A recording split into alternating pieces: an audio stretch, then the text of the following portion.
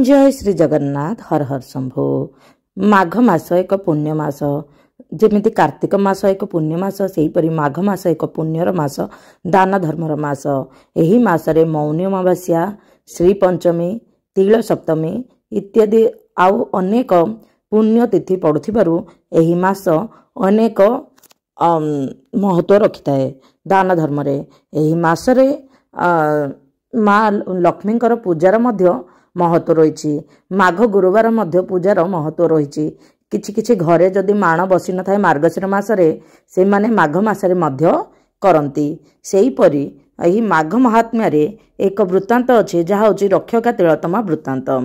दीन कृष्ण दासंक विरचित माघ महात्म्य माघ स्नानर पुण्य व्याख्यान करथिया बेले एक महत्वपूर्ण ग्रंथ। किंतु माघ स्नानर पुण्य फल रे जणे विधवा जे चिरदिन पई देवलोकरे स्थान पाइथिले ताहा एही ग्रंथरे वर्णित होइछि।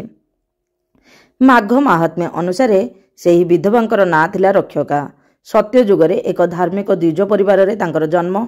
विवाह बयस होई जिबारु पितामाता तांको जणे उत्तम ब्राह्मण युवक को विवाह देइथिले, किंतु दुर्भाग्य को तांकर वियोग घटिला एवं रक्षका विधवा हो गले। परे परे तांको पितामातांकर भी वियोग घटिला। एहा फल रे संसार प्रति रक्षकांकर वैराग आसिला। से निजर समस्त संपत्ति दान करदे नर्मदा नदी तट को चलीगले एवं सेठारे आश्रम करी रहिले। माघ अबा मकर मासरे प्रतिदिन प्रातः स्नान कले।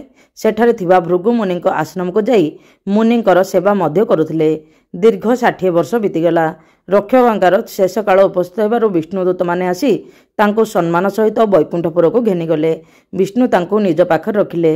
से सेठारे 4 सहस्र जुग रहिले।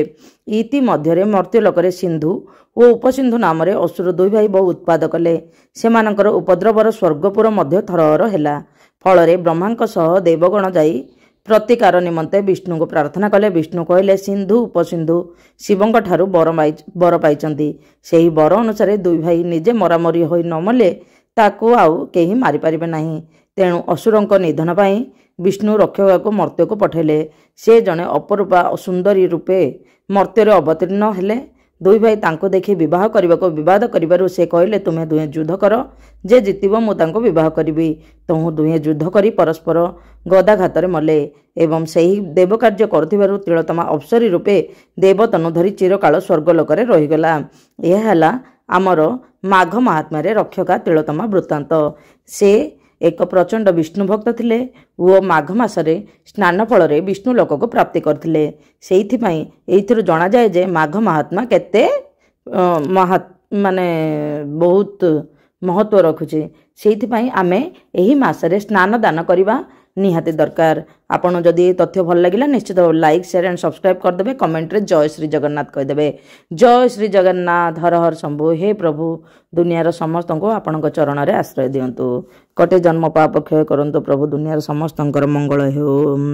सर्वे भवन्तु सुखिनः, सर्वे सन्तु निरामया, सर्वे भद्राणि पश्यन्तु, मा कश्चित् दुःख भाग् भवेत्। जय श्री जगन्नाथ हर हर शंभु। जय माँ लक्ष्मी।